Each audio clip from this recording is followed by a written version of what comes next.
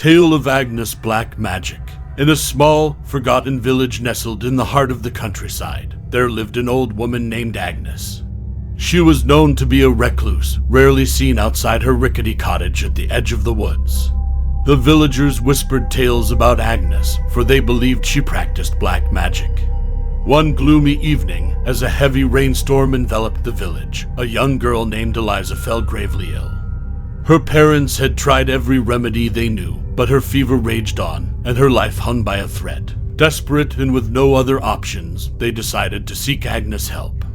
Eliza's father, John, his face ashen with fear, ventured into the dark woods to find the mysterious old woman. He followed a twisted path until he reached Agnes' cottage, a dilapidated structure covered in ivy and surrounded by gnarled trees. With trembling hands, John knocked on Agnes' creaking door. It swung open slowly, revealing Agnes, a hunched figure with piercing, milky eyes. She peered at him with an eerie intensity that sent shivers down his spine. John explained his daughter's dire condition and begged Agnes for her assistance. After a long, unsettling silence, she agreed to help but demanded a high price in return. "Bring me a rare black rose that grows deep within the forest, and I shall brew a potion to save your daughter," Agnes declared.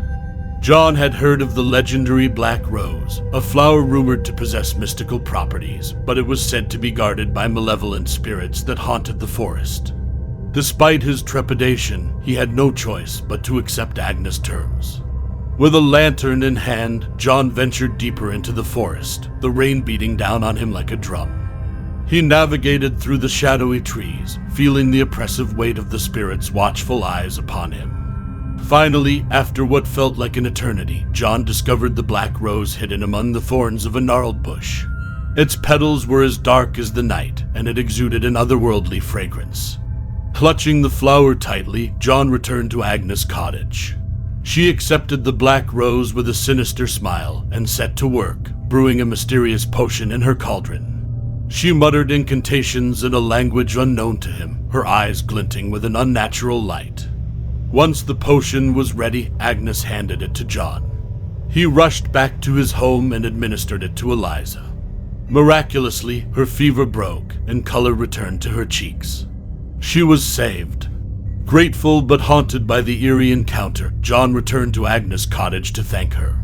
However, he found it empty, with no trace of the old woman. It was as though she had vanished into thin air, leaving only a lingering sense of dread.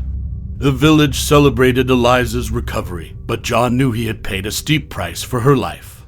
He often wondered about the true nature of the Black Rose and the dark magic that had saved his daughter. Some secrets, he realized, were best left buried in the shadows, for the price of meddling with the unknown was a burden too heavy to bear. If you liked this video, do like and subscribe our channel for more updates. Thank you.